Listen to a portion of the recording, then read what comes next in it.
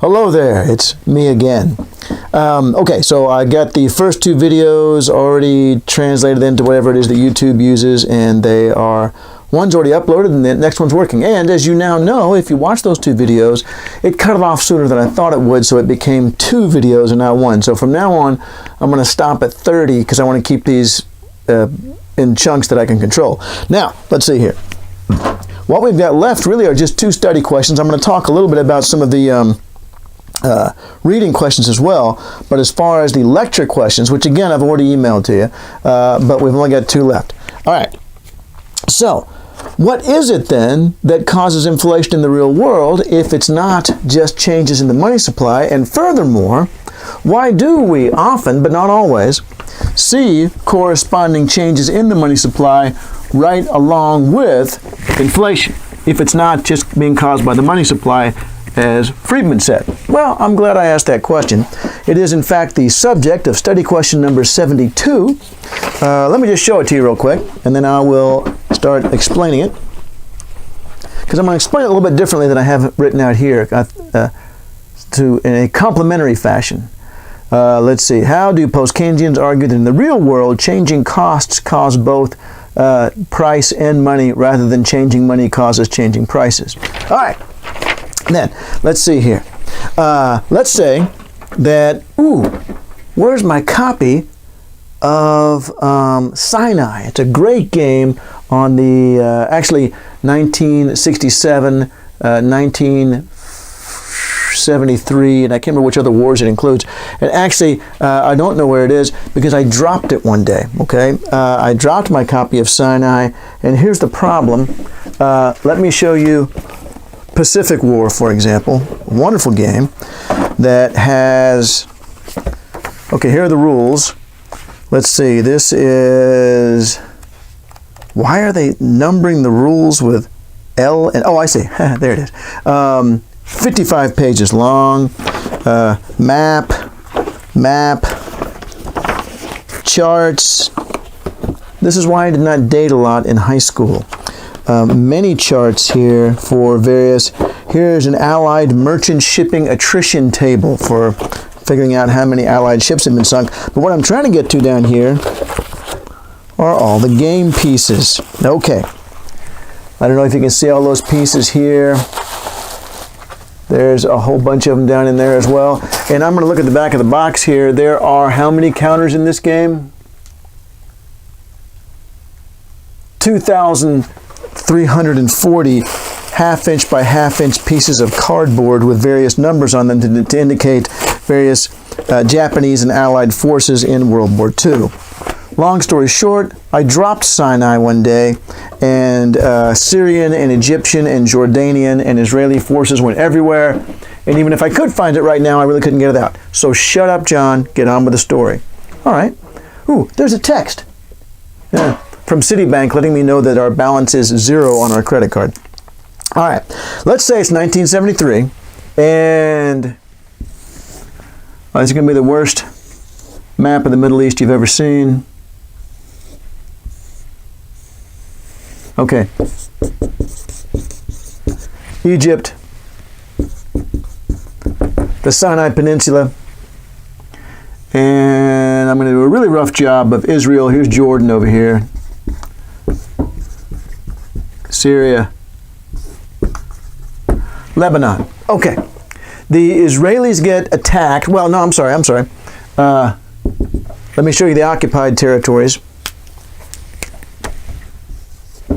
Israel attacked in 67 because they knew they were about to be attacked, and they overran and kept the Sinai, the Golan Heights, parts of the West Bank, where Jerusalem is, with Jordan. Now, Jordan's not going to be in this next war, so that's not going to be relevant. But, okay, 1973. The Egyptians and Syrians are gearing up to attack Israel. The rest of the world tries to explain to Israel, you're about to be attacked, and they said, nah, I don't think so. The entire Israeli cabinet had to resign after the war because there was a war. And here's what happened. The Egyptians, without going into the tremendous detail I am dying to go into right now, were successful beyond their wildest dreams. They, poured across the canal through the Bar-Lev line, hated by surface-to-air missiles and wire-guided anti-tank missiles. The Syrians were unsuccessful beyond their wildest dreams, despite the fact that they horribly outnumbered the Israelis. So the Israelis were able to hold off up here for the most part. But here's the thing. So Egypt is tearing it up. Syria is tearing it up, right? Well, dang that US of A. Pouring supplies into Israel to help them and snatch away this moment of glory for these Arab countries who are finally going to wipe Israel from the map. And of course, Israel ends up, I don't want to say winning, but they certainly stop the Syrians and Egyptians from achieving their goals. Well, they were kind of ticked off, all right? And this led to, this is in the news right now, OPEC was unable to come to any agreements on quotas just the other day. And let me explain that to you. All right, especially back in 1973, the demand for oil is extremely price inelastic, all right? So let's say that I'm going to put quantity sub 1972 here, and price sub 1972. Let's say that's how much oil was being pumped out of the ground in 72, and that's the average price in 72.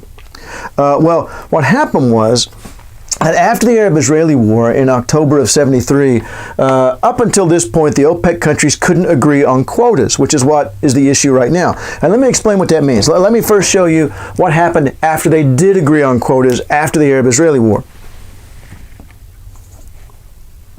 Quantities of 1974, we'll skip 73 as being the transition year. Price of 1974. And notice here that, let's see, I've already used green, that's unfortunate, but I'll use green again, right? This is how much revenue you lose if you go from this quantity to this quantity. You lose this much revenue, of course. But then you gain, because it's going to be price times quantity. That area right there, the blue area, is going to be the total revenue back when they sold it this quantity right here.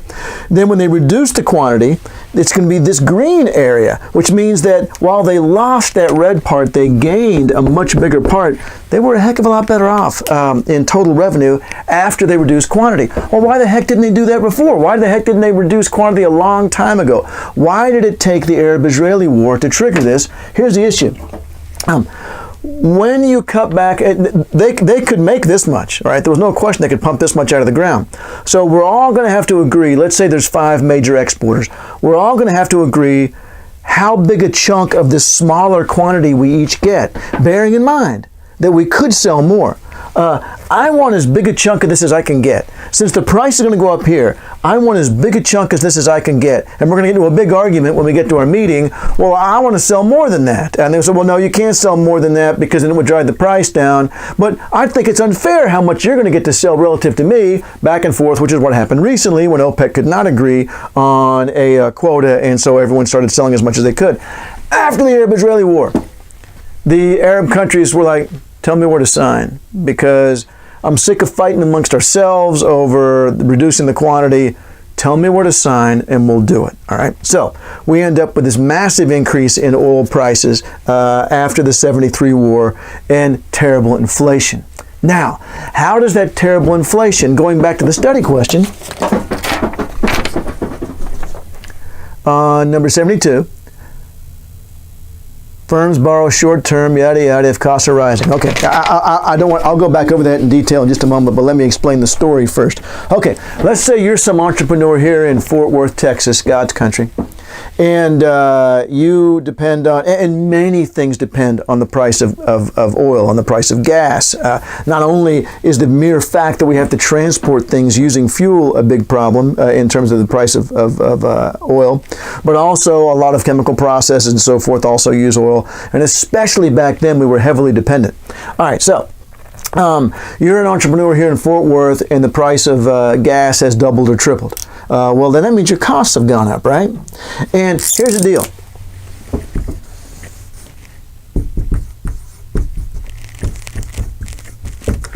There is a lag between when you buy inputs and when you sell the output as an entrepreneur.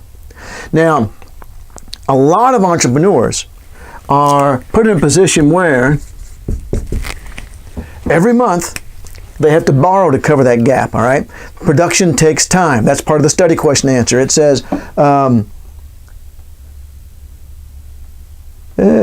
production takes time in the sense that there is a lag between hiring inputs and selling outputs. How do you cover that gap in production?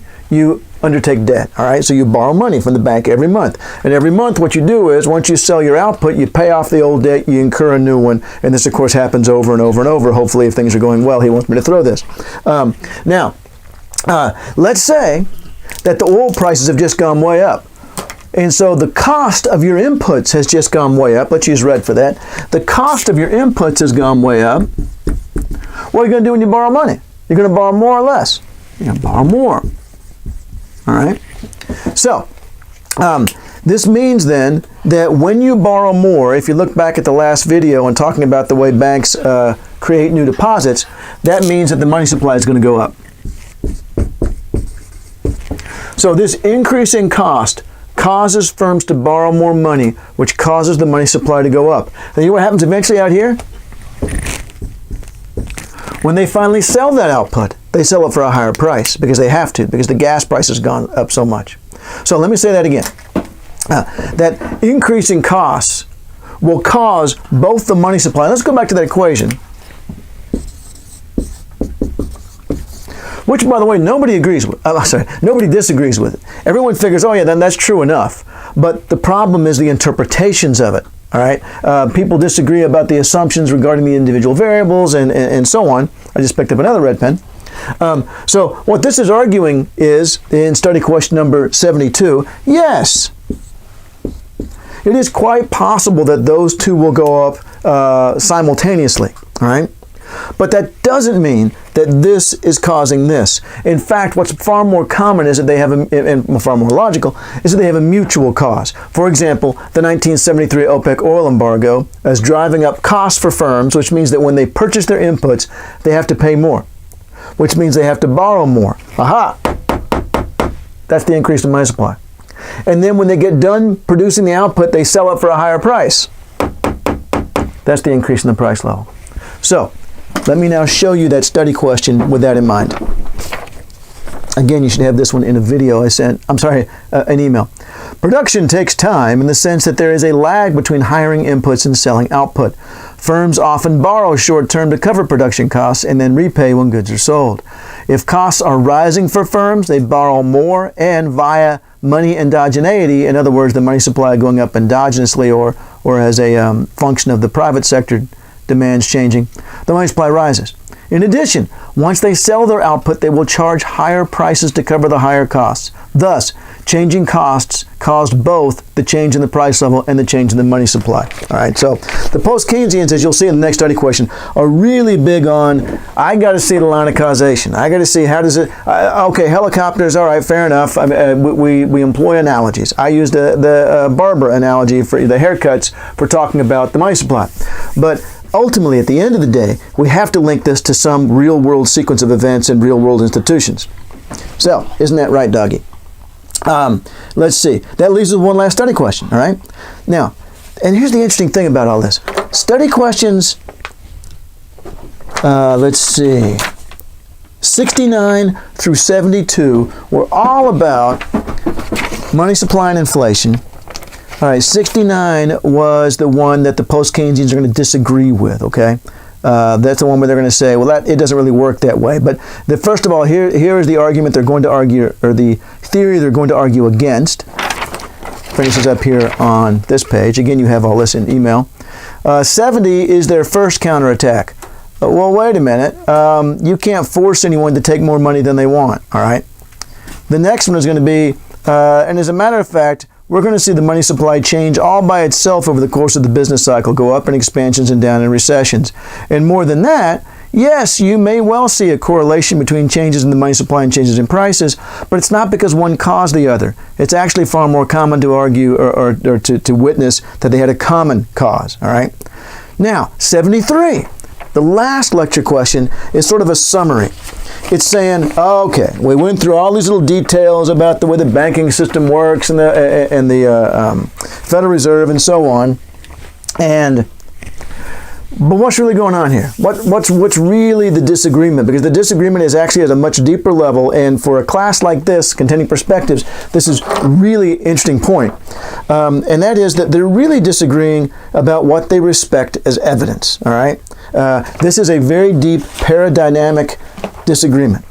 And let me read you the answer first here, and I'll show it to you while I'm reading it. That might make it easier to follow. Okay. The monetarists, okay, I'm sorry, let me read the question first. How is there disagreement over the relationship between money and prices an example of the monetarists' positivism versus the post-Keynesians' realism?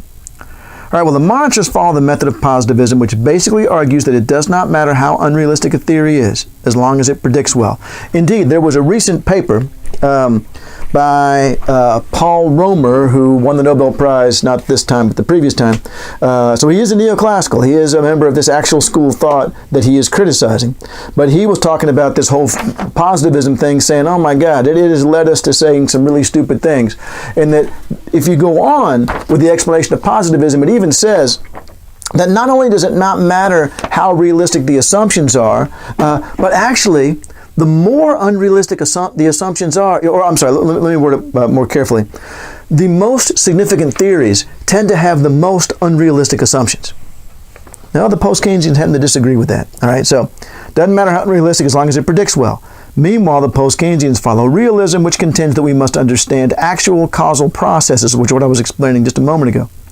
The classic statement of the monetarist inflation argument is based on the existence of an island where the money supply is increased by helicopter dropping cash. Well, how could that be okay? Well, what they say is, hey, in the real world we see M and P move together, so it must be okay, as long as it predicts well. It doesn't matter that it's unrealistic.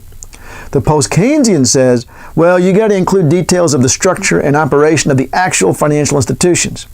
And that because the real world is a perfect model of itself, then the more realistic the assumptions, logically, you must end up with superior explanations.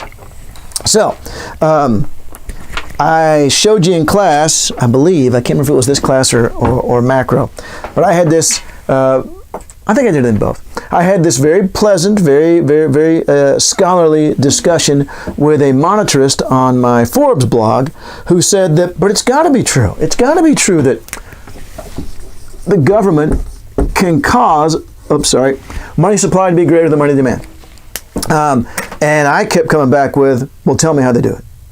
Because their only tools are changing the reserve ratio, loans to banks that are in essentially sound but need extra cash, and buying treasury bills or other government debt.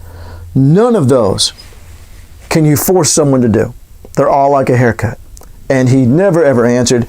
But here's the thing. We disagreed before we ever brought up the initial topic because we disagreed over the philosophy of how one proves a point in economics. For him, and if you remember in class, he kept giving analogy after analogy. Well, it's like when you plant trees in an orchard. Well, it's like when you have a hot potato. Well, it's like when you put logs in a fireplace. All right, over and over. It's like that was okay to him. That was reasonable. That was the way one does economic science. It is not to a post-Keynesian. All right.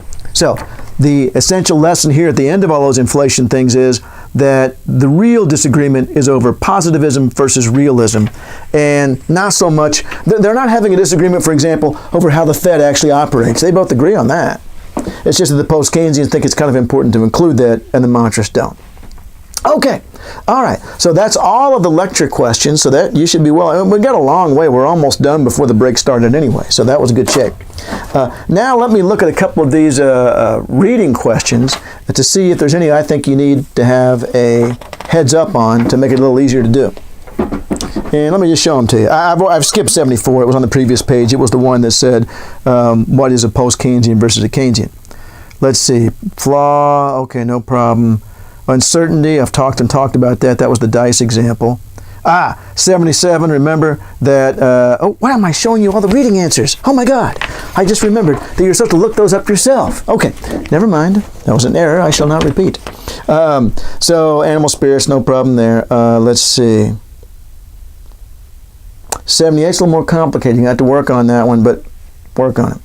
And then send it to me and make sure it's okay. Okay, 80. I think everything else is pretty much okay. I will mention, okay, so let me maybe mention this one last thing here, because you may have heard about it in the news. And I've got 10 minutes if I want to stick to my 30-minute limit here. And then this will be everything for exam 1. One of the things it mentions in the chapter, which is actually expanded in the new version of the book, is a study question 84, modern monetary theory. All right, that's a branch or an offshoot of post-Keynesian economics. Okay, and the basic idea is, as I showed you. Did I get a chance to show you this? I don't think I ever showed your class this. Crap, I better do that one. Let's see. This is 21 minutes in, so let's stop there, and then I'm going to go through and tell you some things about federal government budgeting, but I can't remember if I did this one already or not. So let's skip on to 85 and 86, which I can do in the remaining moments. These are from an article by a guy named Steve Keen, who won the award as the person who most accurately forecast the financial crisis. And he's a post-Keynesian type guy. And really the reason I assigned this particular article is because I wanted you to know about a guy named Hyman Minsky, whose work focused on how the financial sector becomes increasingly unstable over the course of an expansion, like this.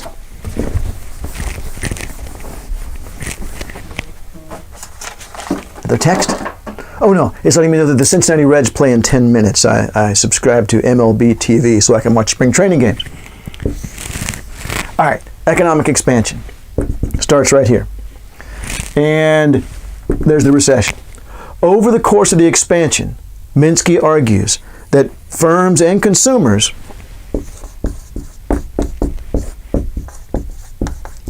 will increase their debt-to-income ratio. Obviously, the higher this debt-to-income ratio, the more likely you could have to default on your loans. The lower it is, the safer you are. And he says coming out of the recession, people are fairly cautious. But then as the expansion goes on, people start thinking, oh my God, everything's going great. Everything's turning to gold. And banks are becoming increasingly willing to make loans. So what he argues is, and in study question 86, it talks about these 3 categories of how much debt you're taking on: hedge, speculative, and Ponzi. These are 3 progressive categories of how much debt you're taking on. You've taken on so little debt, it's very easy for you to meet the payments. In fact, you could possibly even pay off the entire principal at once. You couldn't pay off the principal, but you could certainly meet the interest payments every month. You've gone into so much debt that you had to keep borrowing just to make the interest payments, all right? So he says that as the economy expands, so individual entities in both the financial sector and in real, physical investment will take on more and more debt because it feels safer. But that means then that at the top of the business cycle, when things are about to turn for reasons discussed in study question 78, that is when the system is most fragile. All right, that is when the debt-to-income ratio. Oops, sorry, I really butchered debt just now. DBT. That's when it's highest. That's the point when we would least like to have the financial system teetering on the edge of bankruptcy, and in fact, it will be the point at which it is actually the most teetering on the edge of bankruptcy. So that every expansion not only creates the seeds of its own recession, which is study question number 78, but every expansion also makes the financial system progressively less stable as the expansion goes on. Not good. All right, so I'm going to do one more video after this. I thought I was going to be done, but I think I need to say a little bit more. 84 is a quick answer, and you can do it easily from the book, but I want to give you more background. Au revoir, mes amis. Where's the dog? What's he doing now? I don't know. Well, I'll find out in a second. I'm going to go turn off the camera.